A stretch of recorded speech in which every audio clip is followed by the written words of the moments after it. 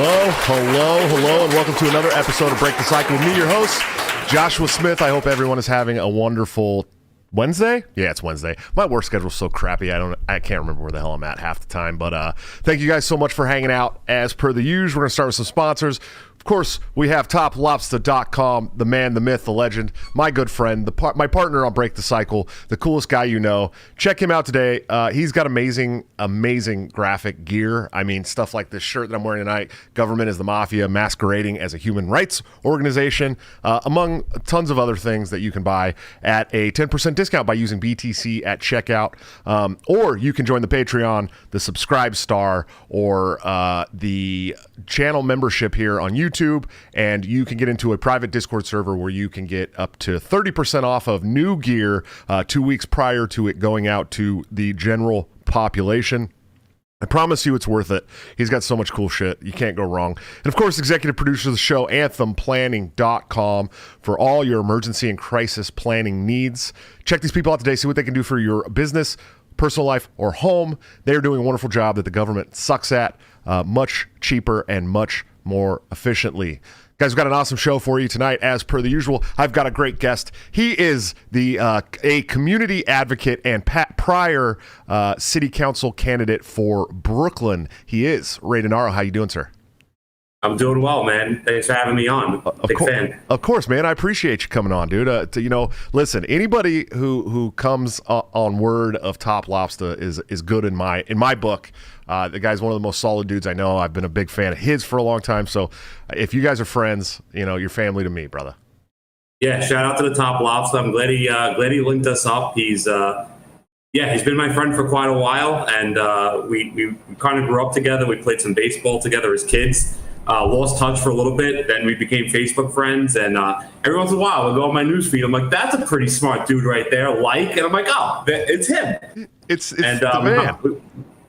We just got talking again, and I love what he does on Twitter, I love what he does on Facebook, and he put me onto you and put me onto your show, which I love. I love the fact that I'm joining the likes of Dave Smith, Austin Peterson, Scott Horton, and I'm in very good company here, man. I'm home, so I'm good. Yeah, we have some pretty great people that come on the show from time to time, and then it's been a blessing for me. Obviously, it's become invaluable to my family, but I ran for chairman of the National Libertarian Party twice. I traveled around to 40 states over like 3.5 year period, and I've met all these people in person, except for Dave Smith. I have not met Dave Smith in person. I will rectify that someday, but I've been able to leverage those contacts into a pretty cool show. You know what I mean? Thankfully, but so you have political aspirations. You ran for city council in Brooklyn, which is, it's brutal. New York is brutal for liberty-based politics. I'm not going to act like it's easy. I've lived places where it's much easier and it's still hard. What was it that made you want to become, work in politics, become a community advocate, and furthermore, how did you take this journey to being like a liberty-based person?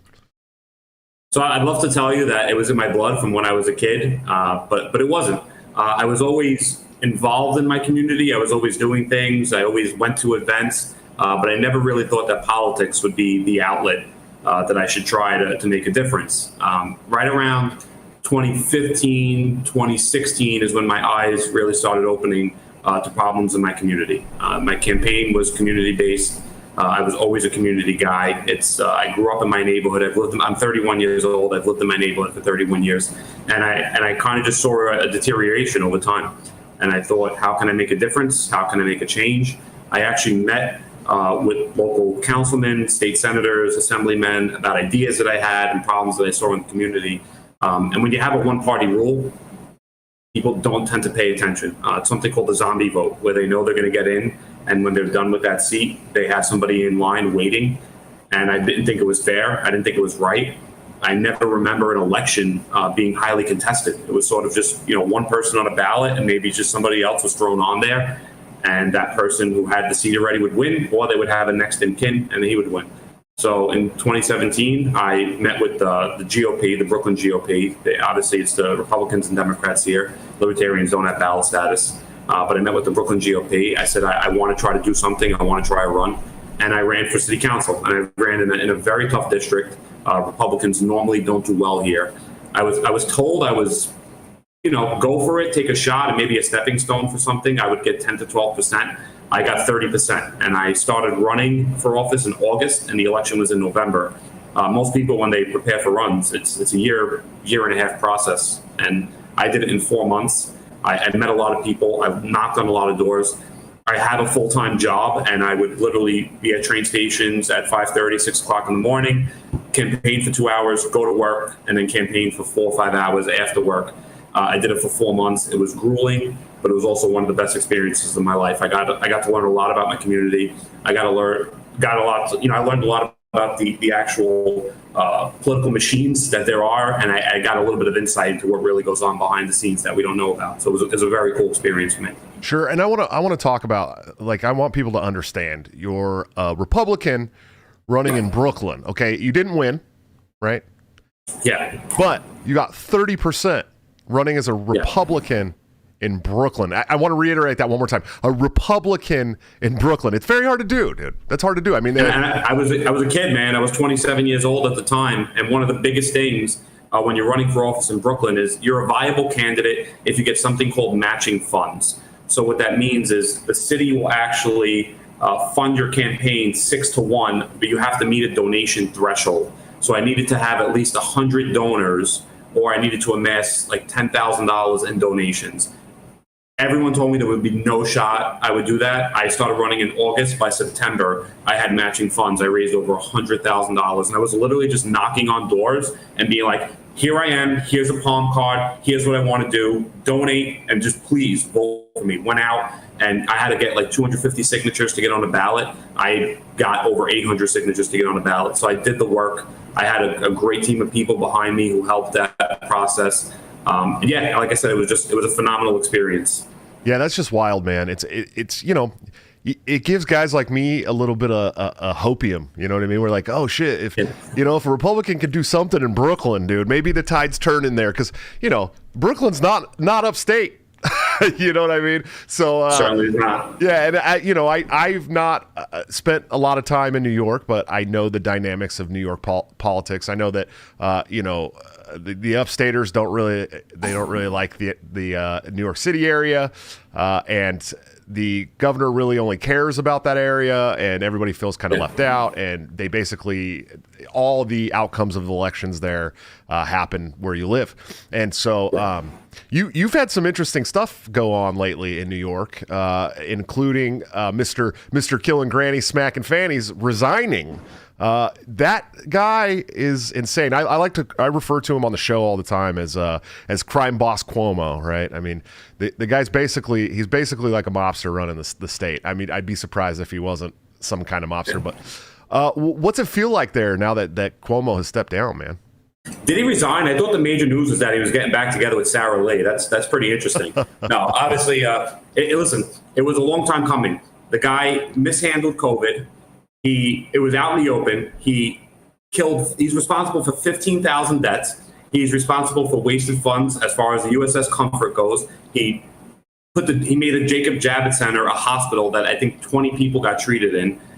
He had sexual assault scandals going on. And in the meantime, this guy, he shut down the entire city, the entire state. New York City has been in ruins. And anyone can tell you what they want to tell you. I live here. I see it every day. I drive through the city. The city in the last 18 months has completely deteriorated.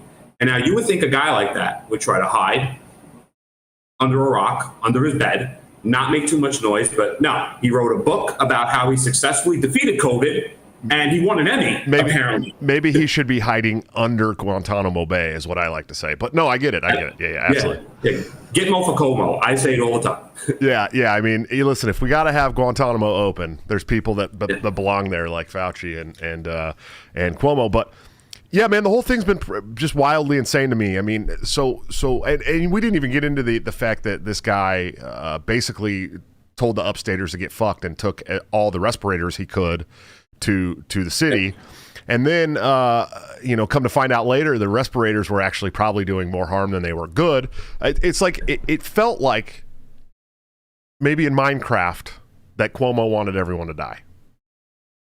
It certainly feels like that. I mean, all the science was telling him not to crowd people into nursing homes, old people, people who are the most susceptible to this virus, and yet he did it. And for some reason, he came off like a hero. Like I can never understand it. It's just great that at this point now, the legacy of Andrew Cuomo is the fact that he resigned in disgrace and he has nipple rings, and that's pretty much all there is for Andrew Cuomo. Yeah, absolutely. Well, hey, let's slow it down a little bit there. Are you Italian by any chance, Mr. Denaro? Yeah. So I take great offense to the fact that he was just like, "Hey, I'm not sexually assaulting people. I'm just Italian." I tweeted the other day. I was like, "Yeah, I'm actually a dual citizen. I'm an Italian. I love pizza, pasta, and biscotti. I don't go around slapping women's asses like that's dude. It's fucking not hilarious. the agenda of being an Italian." So it's really funny. When I started hearing that, my grandfather, my mom's dad, he actually adopted her when she was like 6 months old. Married my grandmother and adopted my mother, and he was Italian and Portuguese, right? And so we would tell people that we were Italian by reverse osmosis. You know, we're not actually Italian, but my grandfather was like an old Italian fisherman, dude. That's like what he did. Right.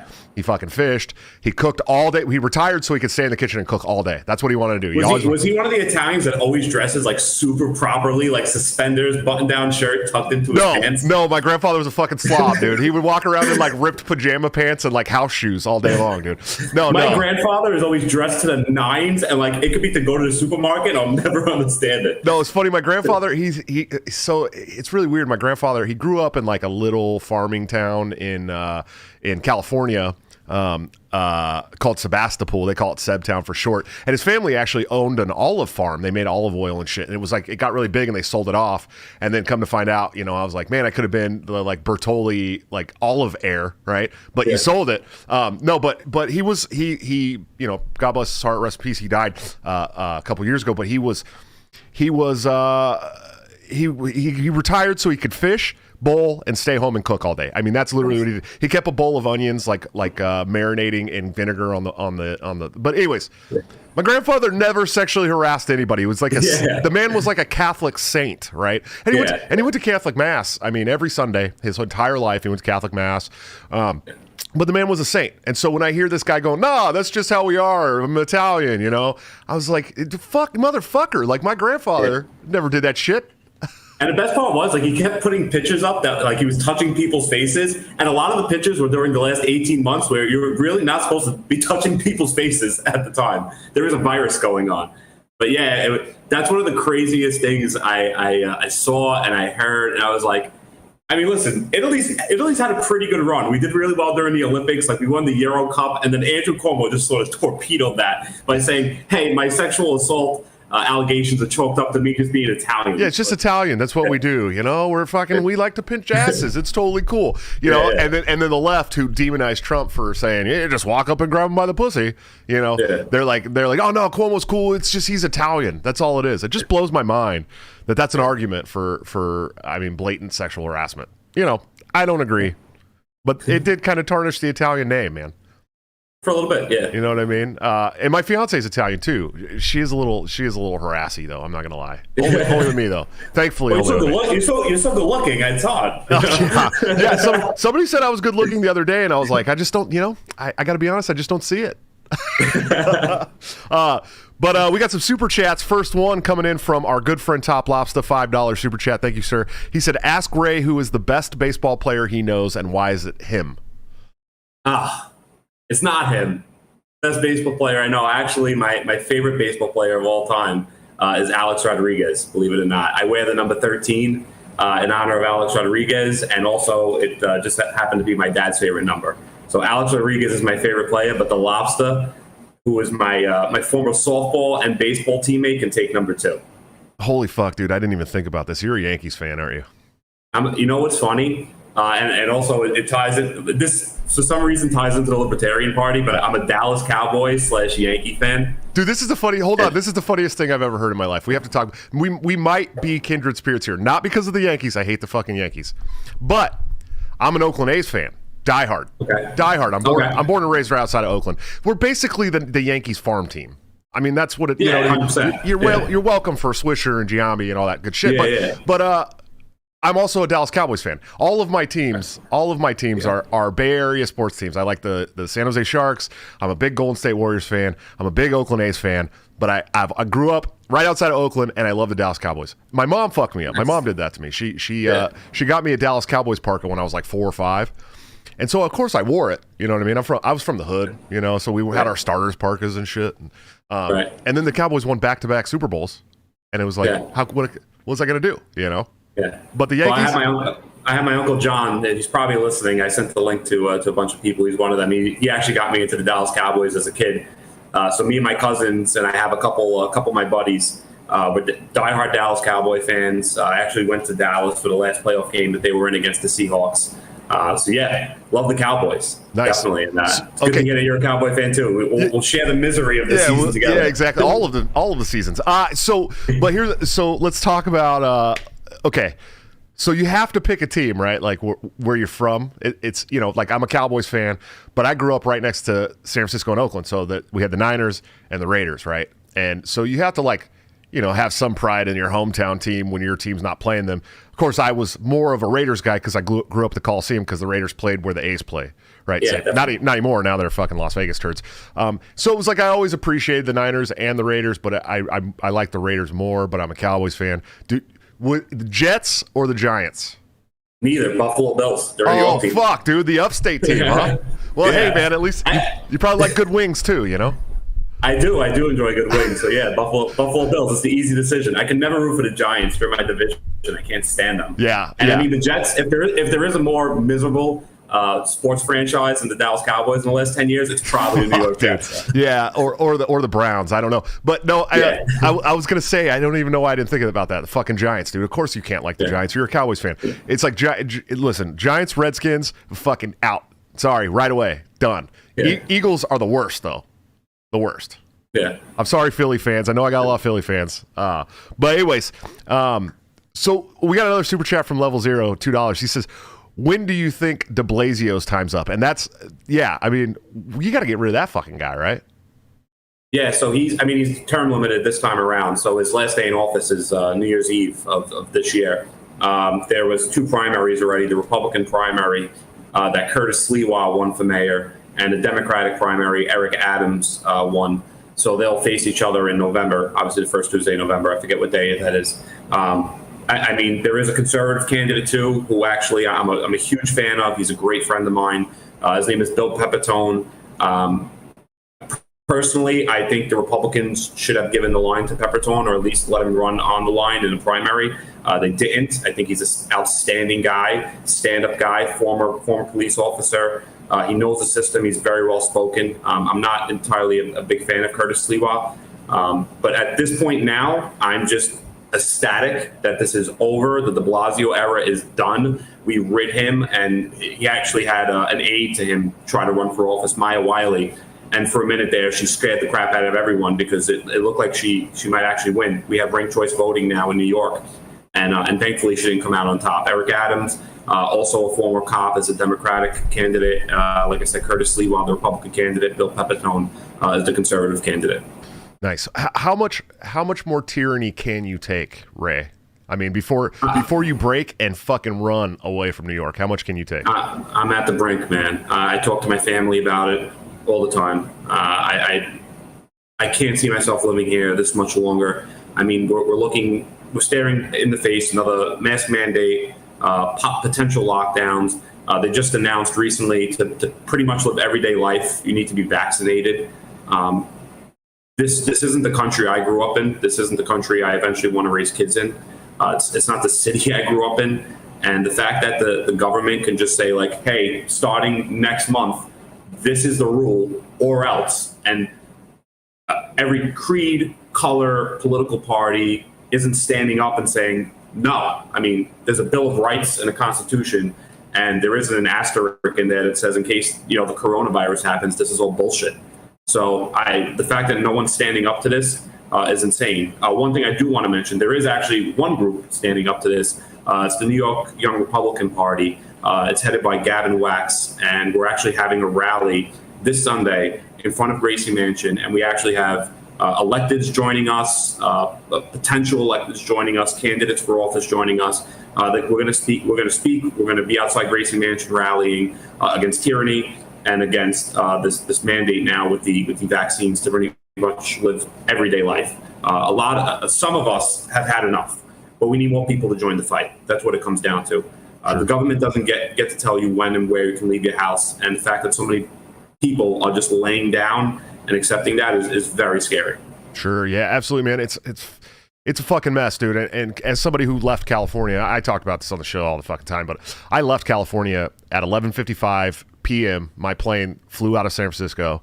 At midnight, they started the 24-hour lockdowns. This was last March in 2020, and I came to Iowa to wait for this to all blow over. Basically, I was going to be here for like a couple weeks and then go back. That didn't work out. In fact, I had a baby here. I'm getting married, and I'm a corn-fed, ranch-drinking Iowa boy now. But what do you think's worse, man? Truly, I mean, New York is fucked. But what about California, man? You think that New York's got it worse than California right now?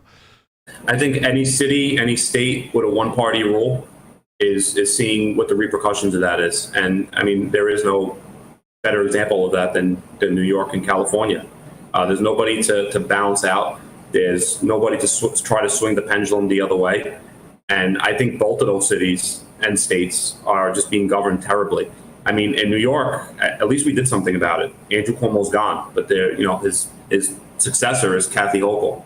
And a lot of people are excited that Cuomo's out, but you have somebody else coming in. We don't know what she is. Cuomo never really introduced us to his lieutenant governor. We don't know what she's apprised of. We have no clue about her political leanings. We know nothing about her. We just know that she was the lieutenant governor of the state.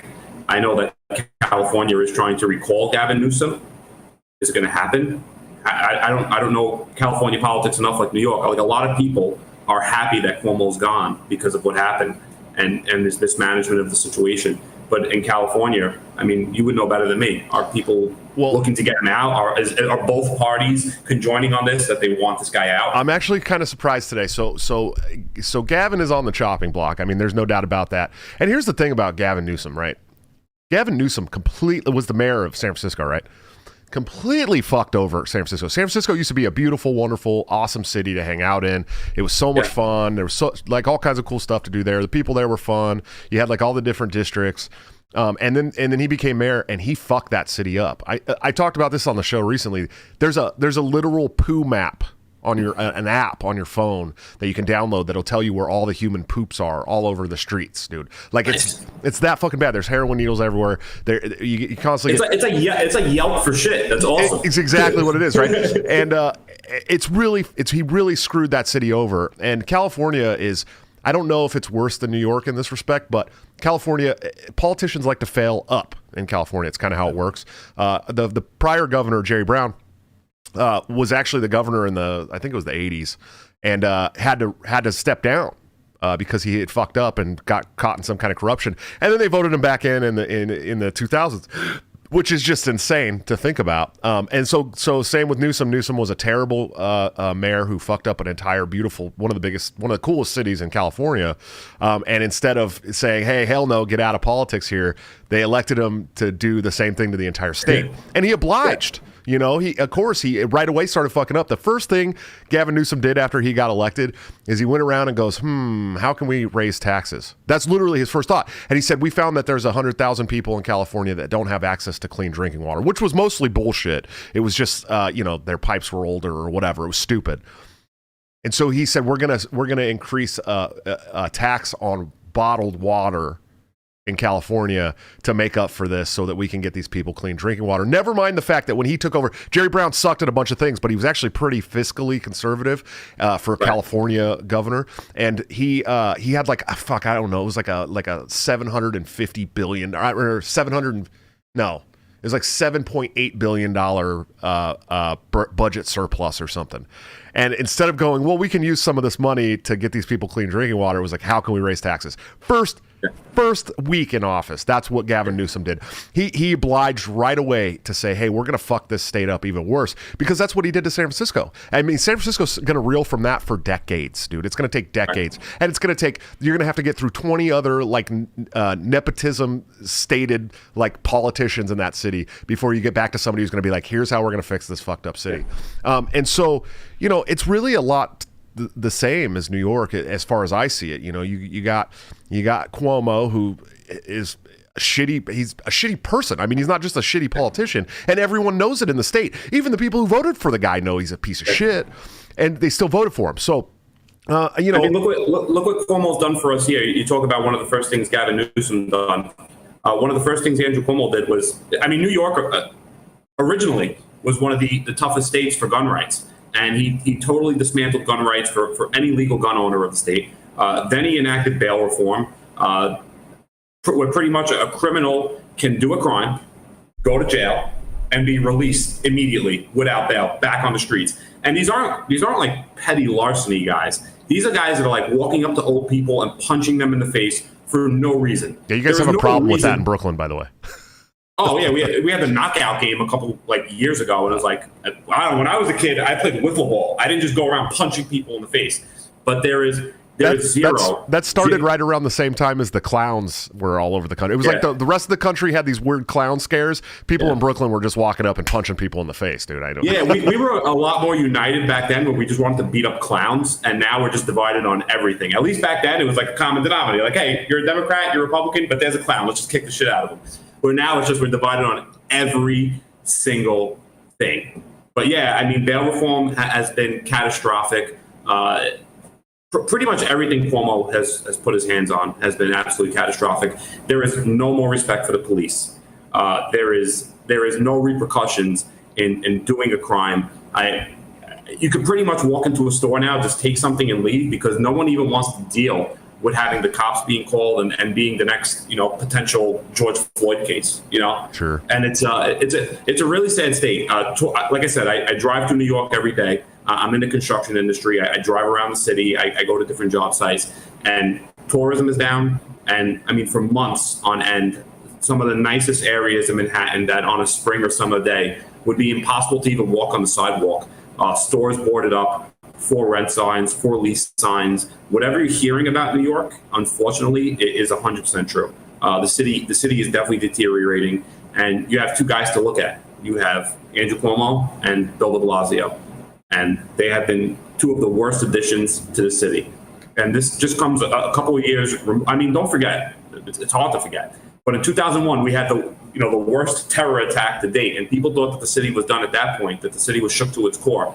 And you had Giuliani and Pepitone, and they did a fantastic job of revitalizing the city, making people feel comfortable about coming here again. Tourism is up, and at this point now, I mean, who the hell wants to come here? I speak to people every day who are fleeing, who are absolutely fleeing, who are just getting rid of their houses for whatever they can. Sure. Yeah, absolutely. Hold on, I just saw a cool chat that maybe we could talk about a little bit. I don't know how much you know about this or how much you can talk about it publicly, but let's see.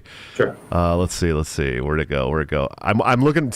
Look, for the other day, someone got mad at me online and said, "You're a sellout. You only read super chats." This is how bad it is trying to find the regular chats in the chat. It's like I have to search for it. They're little. They're really little. The super chats are nice and big. I can read them really fine. You know what I mean? Let's see. Do you think New York, this is from H. Reardon, do you think New York would be better if wise guys were in elected office? You know, it's funny. I say the one bad thing that about Giuliani was that he got rid of the 5 families. There was definitely a different mood in how you move around New York when you knew that the 5 families were around. Yeah, you can't fuck around with those guys, dude. Yeah. So there was a lot more law and order in the city when those dudes were around, and Giuliani got rid of them, and things have certainly changed. I mean, it'd be interesting to say Tony Soprano, Fanny, rest in peace, but a guy like Tony Soprano run for office and potentially win. It'd be funny to see him on a debate stage, you know. Yeah, they're not going to fuck around up there. That's for sure, dude. I mean, did Giuliani really get rid of the mob though? I mean, he didn't get really. Oh yeah, when he was a DA at the time, that was like priority number one. There was a documentary about it. I really I really encourage people to watch it. It was called Fear City, and it was basically how he took down, like, La Cosa Nostra, the biggest crime organization in the world. And he lived to tell about it, which is pretty crazy. Did he really take him down, or did they just all move to New Jersey?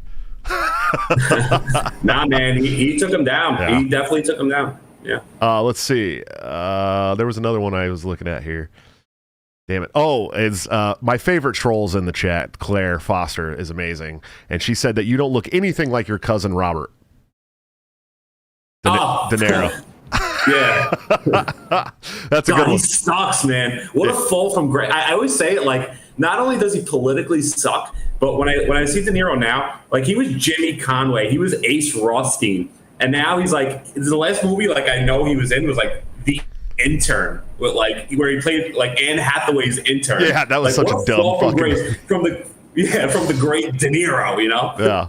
Yeah, the man was in so many amazing, like, classic movies that'll go down in history as some of the best movies of all time, and he just sucks. It's one of those cases of, like, don't meet your heroes. You know what I mean?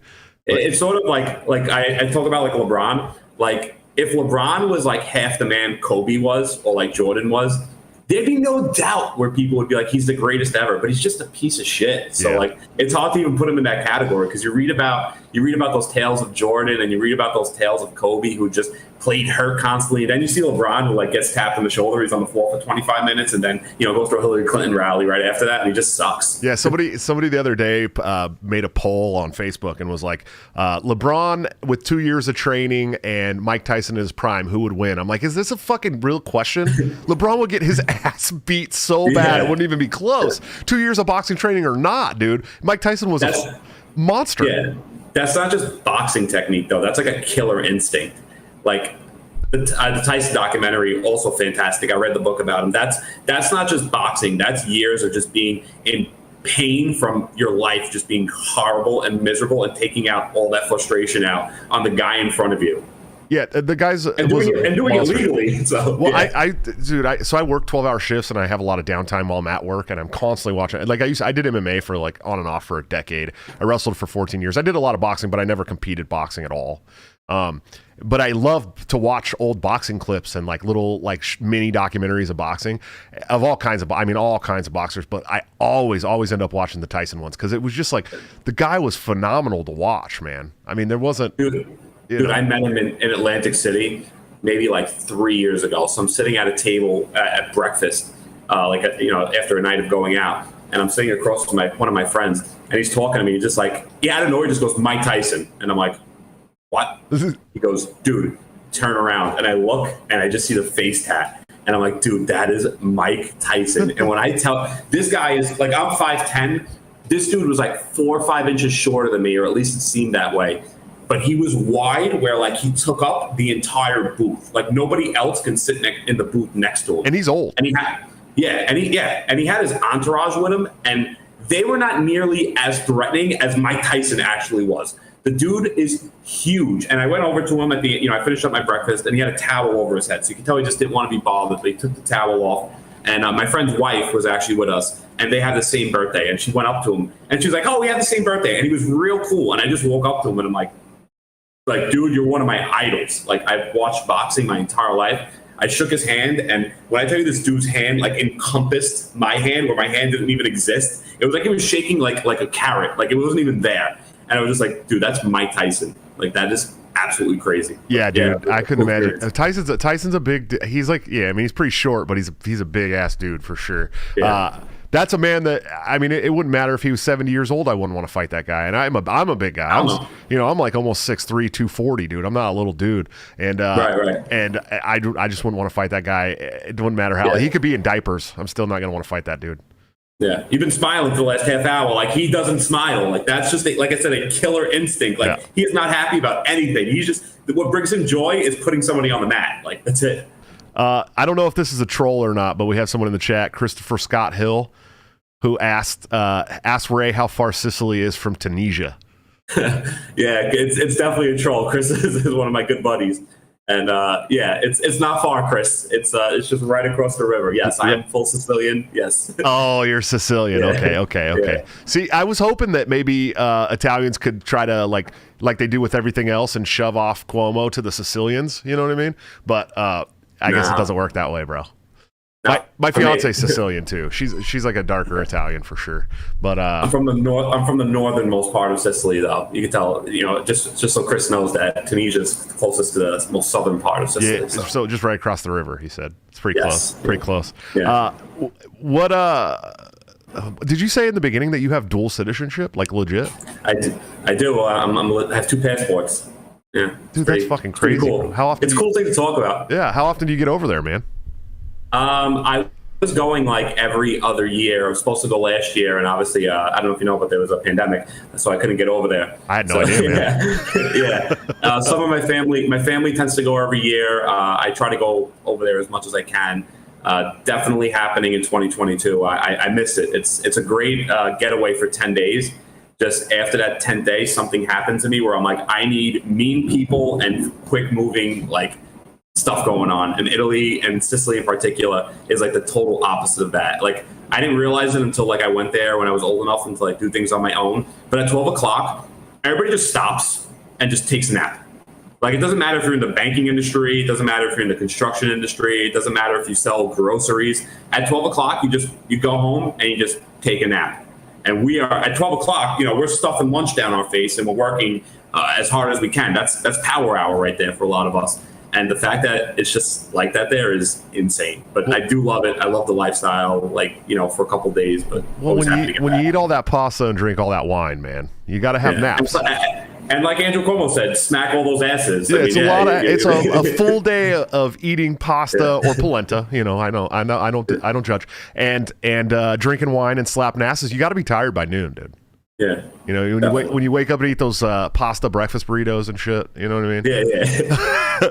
No, Italy's one of the places that I've always wanted to visit, man. Like, for sure. It's on the list. It's on the bucket list, especially because, we have some heritage from there, reverse osmosis and all that shit. But go to Sicily, man. I'll give you plenty of tips. Dude, I want to go. And my fiance is Italian, and so by proxy, my son is half Italian that we had back in December 31st, and his name's Matteo Floyd, so he's even got an Italian name, he's a paisan, man. Yeah, he's half. He's adorable, but he's got like the really dark blue eyes, so Sicilian stuff. But he's got my eyes, thankfully. But no, I want to go. I want to check out Italy really bad. I don't know how soon I'll be able to get there, but hopefully soonish. I have some family in Spain too, from my mom's side, some Spanish family, so I'd like to check out Spain. But who knows? Who knows if I'll ever get there, man. So, brother, what's next for you, dude? You got any aspirations to run for office again, or what? So it's funny. For the last 3 years, I lost the election in 2017. And it definitely took a toll on me. And if anyone knows me, they know that that's my biggest Achilles heel, is that I lost an election. I don't stop until I succeed at something. And the fact that I kind of left that open-ended, it burns a lot in me. The political life here has just gotten entirely different from the last time I've run. The fact that it's pretty much become a one-party rule. Brooklyn had one Republican state senator. He's gone now. The Democrats actually hold a supermajority in the state Senate. So it just becomes increasingly more difficult for Republicans. I've been saying I'm in between probably not and never again. But when I see what's going on, how can I not think about it? How can I not give people a voice? And I felt like when I ran in 2017, that's what I was a voice for my community, for a lot of people. Like I said, there was never any attention or excitement around an election in my area of Brooklyn. And I felt that in 2017, when I drove down blocks and I saw lawn signs, and if I would go out for dinner in my neighborhood, people would go, "We know who you are. Good luck. We're voting for you. We're proud of you." That definitely gave me some encouragement. And I think about those times, and I think that I can never truly shut the door to that. Sure. So I will constantly weigh my options. I'm a numbers guy, and I have to constantly look at the numbers and the probability and possibility of being elected. Because if I go this time, the last time, like I said, I had a full-time, I still have a full-time job, but I was I was 50-50. If I do it this time, it's going to be 100%, and I'm kicking ass and taking names. So. Hell yeah, man. Hell yeah. And maybe I can convince you to run as a libertarian next time. If you guys if you guys get ballot status back, like I said, I had met with the libertarian. I considered a New York State Assembly run in 2020. I kind of regret not doing that. There was actually a red wave in New York, believe it or not, in 2020. Republicans did a lot of the seats they didn't win, but they did a lot better than people thought that they would.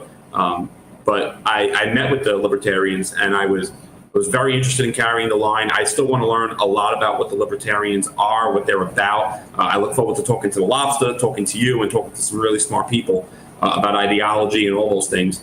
But yeah, you guys got to get ballot status back here, and you lost it in 2018 by a very slim margin. So yeah, it's very important that you guys get ballot status out back here in New York. There are some really fucking good libertarians in New York, man. Like I know some really good ones. A lot of them are upstate, but I know some. And then you got Larry right there. I mean, next to you. You know what I mean? So yeah, Larry follows me on Twitter, so that's pretty cool. Yeah, he's a cool guy, man. He's actually Larry. If you believe it or not, Larry is one of my mentors. I'm a lot more edgy than Larry ever was, and he understands that that's kind of my shtick. But Larry, if it wasn't for Larry, I wouldn't be half of what I have been in this movement. That guy taught me so fucking much about how to deal with people, how to get over some of the I wasn't good at taking criticism in the beginning, 4 years ago when I first got really involved in politics, because I came from the Ron Paul campaigns. I worked on Ron Paul's campaign in 2008, and I didn't have to deal with any fucking criticism because no one gave a shit about, an organizer for the Ron Paul campaign in 2008 in California, especially, but when I actually put myself out there and ran for chair of the party, it was like attack all the time. And I didn't know how to fucking deal with that. I was just like a publication guy. Right. I worked on a couple of campaigns. I had never done any shows like this or anything. And so I was like, fuck you. And then he was like, look, you got to kind of play the game. You got to learn to play the game. Otherwise you're never going to get elected chair and all this shit. And so he really kind of helped me learn how to play politics, really. You know what I mean? It's an ugly, shitty game that I hate to be a part of. But I understand that if I'm going to be a part of it, I'm going to be a part of the party that wants to roll back this fucking massive, insane state that we deal with every day. So that's why I was told to play the game for a while. And when I ran, I definitely did play the game a little bit. I'm not about the game. Like one of my tweets that I send out daily is like, bring back toxic masculinity. Like we need to bring that back into the world. I feel like America was a better place when we had that going on. But it's funny you mentioned how you, bring back the nuclear family, bring back toxic masculinity. Men need to be men, and women need to be women, and we need to just men and women need to be looking to get together and have families and grow families. We need to bring that society back into play. Brother, I got 7 kids, so. Wow, you're doing a pretty good job. But I was actually introduced to the Libertarian Party in a really cool way. Austin Peterson back in 2016. I was following the presidential election. I wasn't like 100% in. I knew that Donald Trump was running. That sort of became a big deal over time. And I was just like on Twitter, and I replied to a tweet of Austin Peterson's, and he replied back like immediately. And then 2 minutes later, I had a message from him. And he was like, hey, I'm running for president of the United States on the Libertarian line. And, I thought it was a really great question that you asked me. Can I call you and tell you about myself and some of my beliefs? And I was like, this dude's running for president? And then I Googled it, and I Googled the Libertarian Party, and it was like a legit thing. And this dude called me, told me about himself. I was like, holy crap. Like, if this guy, it sort of gave me, when I ran in 2017, like a little bit of motivation. Like, this guy's running for president. And he's worried about some, at the time I was 26 years old, like a 26-year-old from Brooklyn, New York. Like he wants that type of outreach. Like he's really running a grassroots campaign. So it was a really cool experience on how I kind of got like formally introduced to the Libertarian Party. But I had said the Giants Cowboy thing sort of. So I was a Cowboy fan in 2007. It's a quick story. Giants win the Super Bowl. I'm in high school. Like all my friends take off from class to go to the Giants parade because they're all Giant fans. So I'm like, all right, screw it. I'll just go with them. I'll go hang out. So I'm on the train, and these 2 dudes just come up to me with a microphone and a camera. And they're like, can we talk to you about Ron Paul? And I'm like, who? Like, what are you talking about? Like, I'm 17 years old. Like, they're trying to tell me he's running for president. And I'll never forget, like, my last line that I told them. I was like, I'm probably going to, if I'm going to vote for Ron, it's going to be Ron Burgundy, because Anchorman was really big at the time. And I just walked away.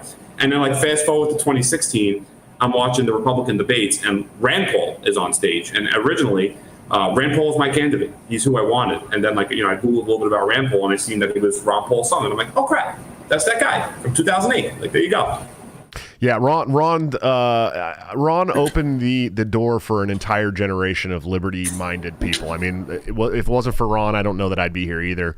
I didn't know what the fuck libertarian was before Ron, but I was in the military. I got out in 2005. I was on the ship that actually was the biggest part of the shock and awe campaign. We dropped like 100 million tons of ordnance on Baghdad. It fucked me all off. I became like an anti-war activist. I'm still an anti-war activist first. That's the top priority for me, is stop these endless wars overseas. But it's my biggest criticism of Donald Trump, is that we're still fighting in Afghanistan. Yeah, and the one good thing that I can say about Trump when it comes to foreign policy is he didn't start any more fucking wars, but he didn't end any of the wars either, which he should have ended. I mean, he should have pulled right out of fucking Afghanistan right away. But so I that was my biggest thing, and then I found Ron Paul in 2007 running for president, and I was like, wow, dude, I was still a registered Republican. I was a neocon before I joined the military. Right after 9/11, I joined the military to go off and fight the evil terrorists, and thank you for your service. Yeah, and so then I found Ron Paul, and it was like he was speaking right to my soul. He's talking about blowback and how we're creating terrorists and all this shit, and I was like, holy fuck, dude. And then I found Murray Rothbard and Milton Friedman and all these great free market economics guys, and man, it's a window that once you open it, you cannot shut it anymore. And that's what the Libertarian Party platform really is. We're fighting for the soul of the party right now. So there's a lot of fucking infighting going on because these kind of lulberts, as we like to refer to them, or the loser brigade, has kind of had their run of the party for 10 years or more, and they really are. We call them regime libertarians, which means they want to simp to the DC elite, right? They want to be the DC elite, so they think they can't piss them off. But the DC elite fucking hate us, dude. They're always going to hate us because we don't want to push for more authoritarian policies, and that's all they want. So we got this Mises caucus now, who's really, at this point, taken over 26 state boards for the party, and there's really no way they're ever going to stop us from doing it now. And those are the real hardcore libertarians that don't give a fuck anymore, that want to run, candidates. They're going to be unapologetically libertarian and fight, the state. Really fight the state, not fight each other, fight the fucking state. So it's a growing pains kind of sort of thing. But it's every day it gets a little bit easier for us, and we're really close, man. We got about the next national conventions in 2022 in Reno, Nevada, and we still got a whole nother year of state conventions to go, and we already own 26 state boards, so there's really no stopping us anymore. And the lowberts are out, so it's a whole new dawn. An age for the Libertarian Party. I think people will be proud to be a part of it going forward once they start looking into it again and understand it's not the same Libertarian Party that ran Gary Johnson and Bill Weld in 2016. And it's not even the same party that ran Joe Jorgensen last year. So it's definitely different, man. It's growing. It's going to be good. Man, where can the people find you at, brother? How can they support you? How can they follow you? Twitter, at Ray Denaro is my Twitter handle. Ray Denaro for New York if you have Facebook. That's pretty much it. I'm pretty Twitter, Facebook. I'm not really a tremendous social media guy, but I'm on Twitter all day. You want to message me, ask me questions, go for it. Same thing with Facebook. I answer every question. I'm tweeting constantly. Man, that's pretty much it. Nice. I'm sorry, I saw one more question in the chat that I needed clarification on, and I'm trying to find it. These fucking chats they're hard, man. Let's see. Where'd it go? Listen, to the people that are listening to this episode, just give me a break. I got very few super chats this show, okay? So I have to look through it. Let's see. It sounded funny, and I can't even find it now. It was something about jam. What's the difference between jam? And I'm sure that it's a troll question that what's the difference between pudding and jam, Ray? I will not answer that one, but I'm sure you can figure it out. Who's it from? Oh, fuck, dude. Where'd it go? Oh, man. I'd lose these chats so easy. Now everybody watching understands why I always ask the By the way, whoever it was, the joke is, what is the difference between jelly and jam, not pudding and jam? Oh, yeah, the difference between pudding and jam is what they said. Anthony Bianchi? All right. Yeah, another troll. Yeah, it sounds like another New York guy. Yeah. Vowel at the end of his name, likely a New York guy. Yeah, it's the name. You're like, yeah, it's got to be a New York guy. Italian guy, right? Yeah, of course. And Top Lops says he's not Italian though. No, but it's my brother from another, so he's Puerto Rican. He's like Puerto Rican or some shit. Yeah. Yeah, absolutely. Well, hey Ray, man, I really appreciate you coming on. I look forward to what you're doing in the future. Anytime you want to reach out and have a conversation about the Libertarian Party, I'm here, man. I promise you, and to anybody else that's watching, it is not the same party that it was even last year. It's becoming something beautiful that you can be proud to be a part of. And once people start to realize that, we'll start getting ballot access in those. We got like 5 states that are really hard to get. It's not even that hard to get in New York. We can get it right back. We just have to petition, and it's not like Tennessee and Illinois and Alabama, which are just fucking horrendous. We can't even get ballot access in Tennessee, dude. It's insane. One year in protest, the Libertarian Party ran 30 candidates for a governor as independents. So just jam up the ballot. Fuck it. If they're not going to let you get on there, just jam that ballot up. Do whatever you can. But man, I really appreciate you coming on, brother, and I look forward to talking with you in the future. Thanks, man. Absolutely. Yeah. All right, guys, another awesome episode of Break the Cycle. Thank you so much for hanging out with me. Hey, guys, go check out the Patreon, subscribe star, and or become a channel member here on YouTube. I typically do after-hour streams right after the stream with my guest. Tonight, I cannot do that because I'm going to go hop on Tower Power Hour, where they have Shoe on Head tonight on a libertarian shitposting channel. So I'm going to go hop in there and hang out with those guys for a little bit. But thank you so much for checking us out. Definitely check out the Patreon, subscribe star, and become a member here on the YouTube. All kinds of awesome exclusive content. Plus, you get all kinds of other swag and all that good stuff. Check out our sponsors, toplobster.com, the man, the myth, the legend. Get 10% discount by using the code BTC at checkout. You can get awesome gear there. I promise you won't be disappointed. Or you can, join all those things I just talked about. Get into a private Discord server that has wonderful people like Top Lobster, like Stefan Kinsella, Angela McCardle, and other great people, and get his gear like 2 weeks before it goes out to the general population at like a 30% discount. It really will make a difference. And of course, executive producer of the show, anthemplanning.com, for all your emergency and crisis planning needs. Check them out today. See what they can do for your business, home, or personal life. They're doing a great job that the government has historically sucked at, much cheaper and much more efficiently. Guys, coming up on the show tomorrow, one of the most based school choice advocates in all of history, Corey DeAngelis, will be on the show. We are going to trigger the fuck out of some pearl-clutching public school advocates. It's going to be a lot of fun. Definitely show up to hang out. And on Friday, my good friend Chase Geiser is going to be on from One American Podcast. This dude is awesome. In fact, he helped me get an interview with Brandy Love, one of the most famous porn stars in the world, who will be coming on the show on August 30th. That's going to be insane. I will see you guys tomorrow night for the show with Corey DeAngelis. But until then, don't forget to break the cycle.